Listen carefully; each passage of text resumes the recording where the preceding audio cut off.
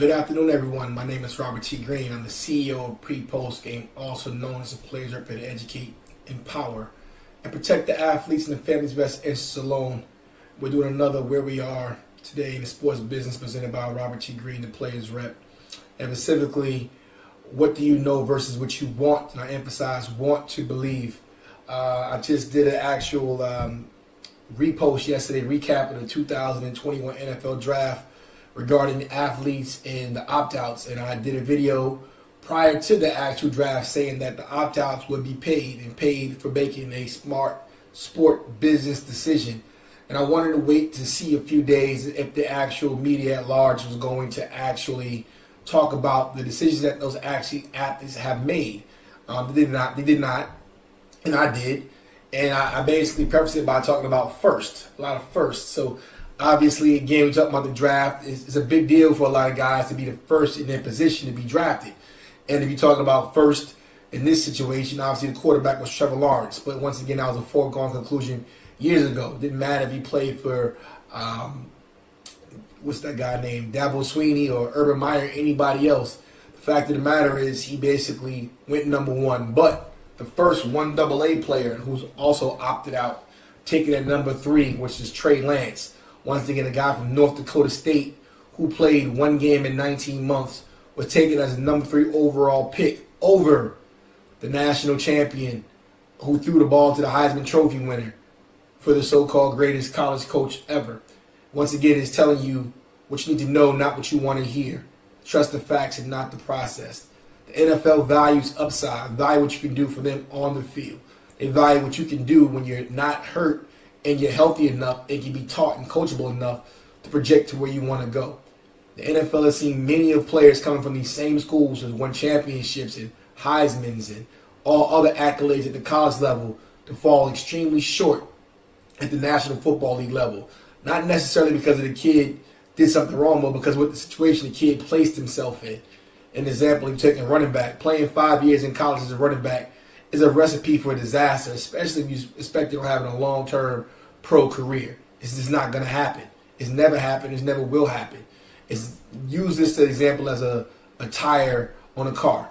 If you run that tread off that tire, no matter how nice that car may look, it's not going anywhere. So it's basically it's a piece of metal sitting in the spot. It's not going to actually get the actual value of it as you want what you paid for it. So the NFL understands that.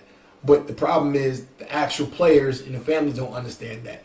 There are too many sports traffickers in this industry, in this space, that start off at the college level, that's in your actual coaches' rooms, it's actually in your classroom, it's in your inner circle, it's in your youth football organizations, it's in your actual churches that's telling you that they know somebody that knows somebody.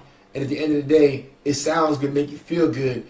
Those that want to give you pennies for the dollars you're going to return to them for not knowing and understanding this is a business, a short-lived business. And so, again, very, very important. What do you know about the sports business versus what you want to believe? And that's our biggest struggle right now in pre-post game. When we're speaking to actual athletes and families and helping them understand, like our service in particular, our Sports Business Academy, that's going to set you up for success long-term on and off the field. We know that 1% makes it to the pros, but the reality is our academy is going to help the other 99% as well as the 1%. Because when you're no longer playing the game, you're going to know who you are besides being an athlete. You're going to have tools and principles and business development where now you can go into the world and basically with confidence and use those same attributes you use to be an athlete at the highest level and translate those same type of skill set into a field that you're passionate about otherwise. But don't expect those that literally were looking at you as an actual athlete to share your aspirations and share your commitment or share your passion for anything else outside of the sport, because that sport that you play is what's going to get them paid, bottom line.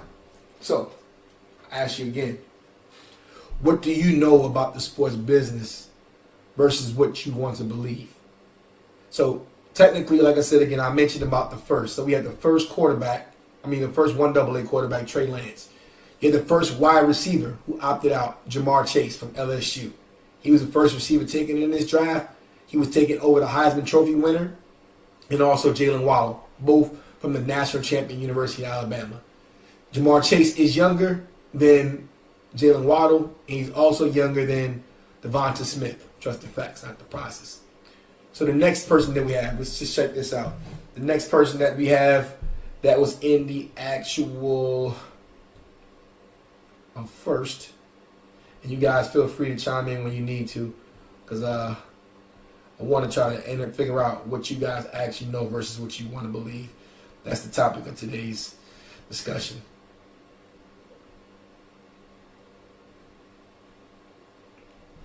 So then we had Penei Sewell, number 7 overall, first offensive lineman taken off the board from Oregon. So once again, Penei Sewell is 20 years old. He opted out, did not play. First offensive lineman taken. The next first cornerback taken were J.C. Horn. J.C. Horn is a former son of Joe Horn that played wide receiver in the National Football League for the New Orleans Saints, notably.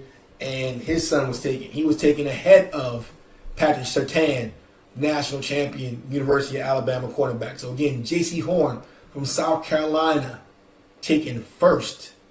He also opted out. The first linebacker that opted out, Micah Parsons, taken number 12 to the Dallas Cowboys. The first linebacker, again, opted out from Penn State. The first edge rusher at number 18, Jalen Phillips, opted out for the University of Miami. Opted out. First edge rusher taken overall.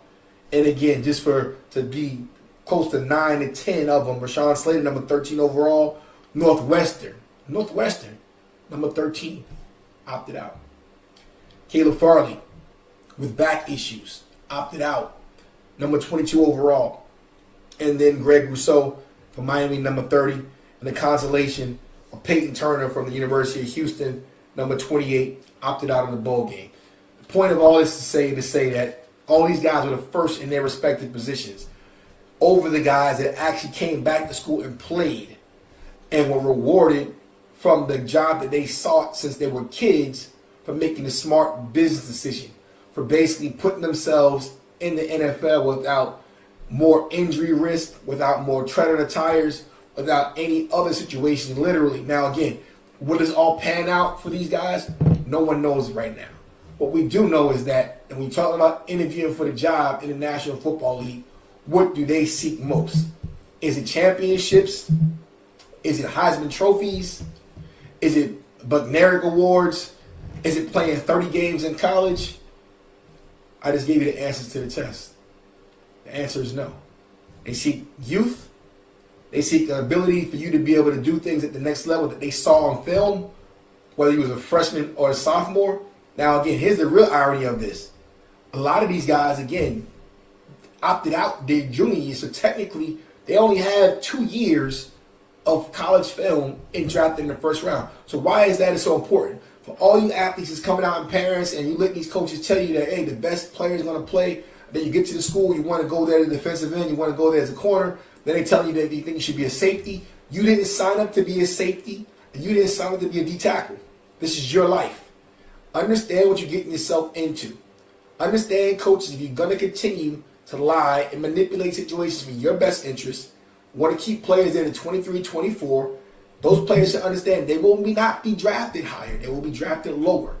Just the facts, not the process. That's why the NCAA has now put that rule in place, that one-time transfer rule for those same universities. They have a habit and a history of lying to the parent and the athlete, not understanding the business that they in.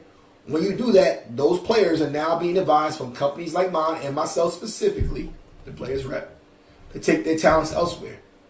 To understand where they're trying to go, they have to start with the end in mind. And the end is this. If you are able to play as a freshman and play well as a sophomore, even in Trey Lance cases, 1 game in 19 months, you have the ability to set yourself up for long-term generational wealth. Because a couple of reasons. Your body has not been injured and beat up. You now have basically not played your best ball yet. And you're going to play your best ball in the area on a program in a league that you sought out to do since you was a kid. You did not go to college to sit there and play 4 to 5 years, have all these injuries, and why the NFL says it's so important to them. The biggest thing about the NFL is that in any sports business is that, sports league, is that they care about your health.